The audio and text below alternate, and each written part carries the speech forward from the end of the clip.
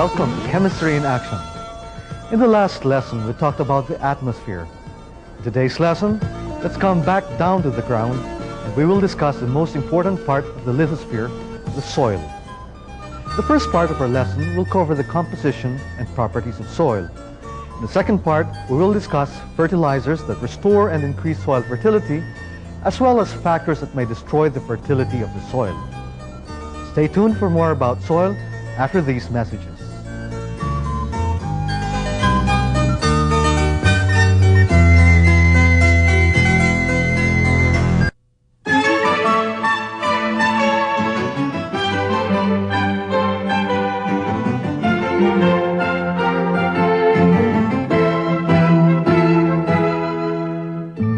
All living things depend on soil.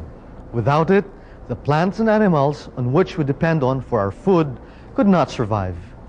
Soil is so important to us that we should take good care of it. But first, we should have some basic knowledge of it. What is soil?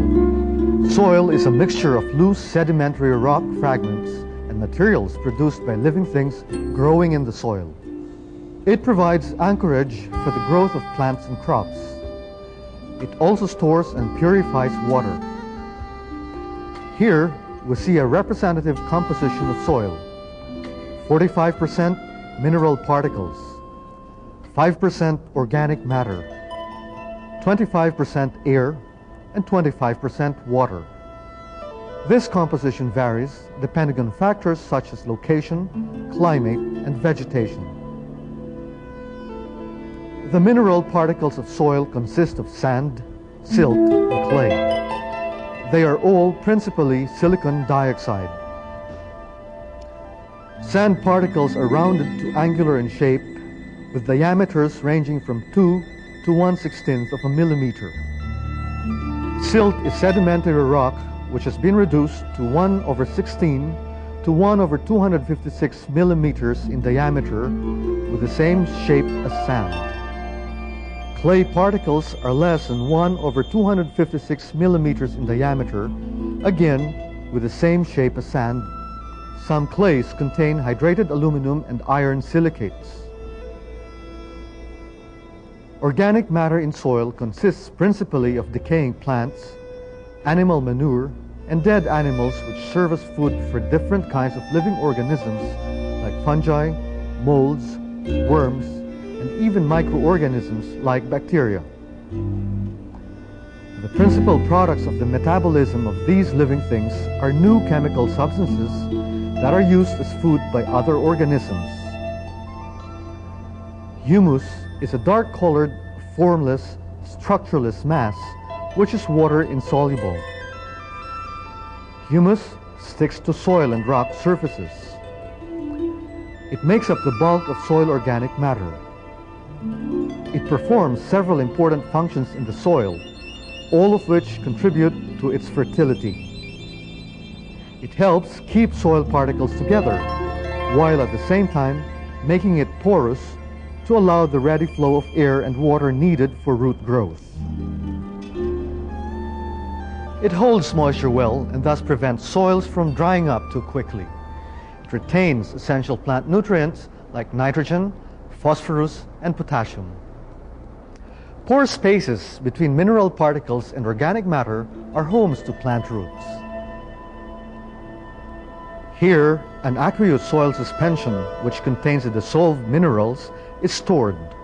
Nutrients in solution are carried by water from the soil to the plant roots, through the vascular system of the plant, to all the parts of the plant, and finally to each leaf.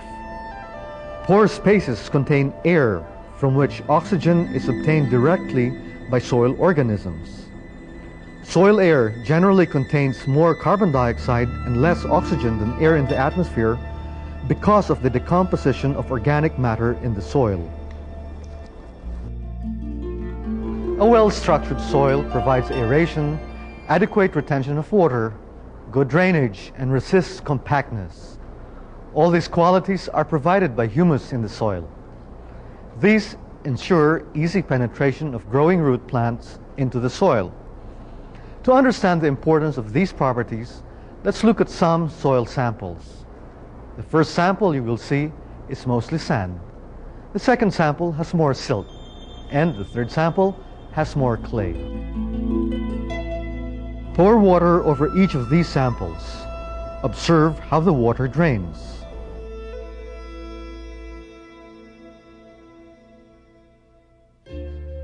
You see that the sandy soil drained well.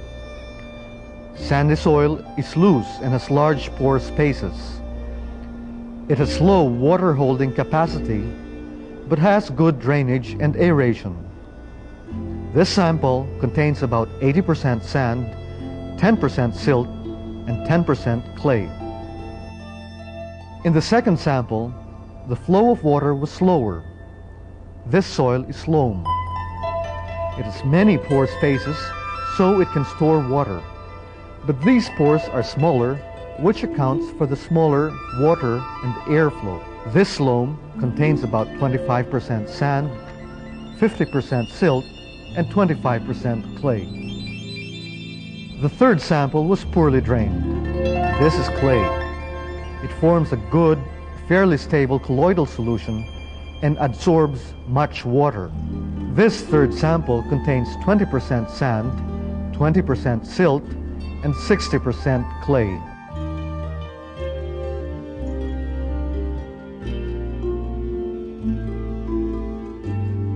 Good soil in general has a loose texture. Soil texture has a direct relationship with the water-holding capacity of the soil. The relative proportions of sand, silt, and clay determine the size and number of pore spaces where water can be stored in the soil. Aside from sand, silt, and clay, there are also living organisms in the soil. What are these organisms? The organisms are varied.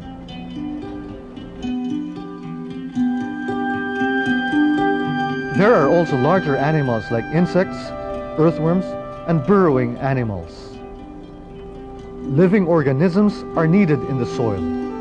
They hasten the composition of small rocks, mineral deposits, and organic matter, producing substances that further increase the fertility of the soil. Their own dead bodies and excreta are also sources of plant food. Some of these organisms fix nitrogen from the air into usable form.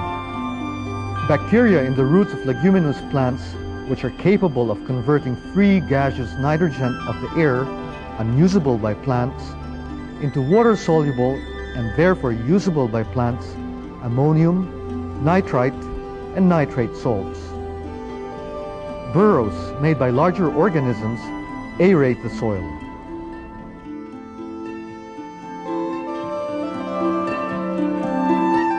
Plants require at least 17 nutrient elements for their growth.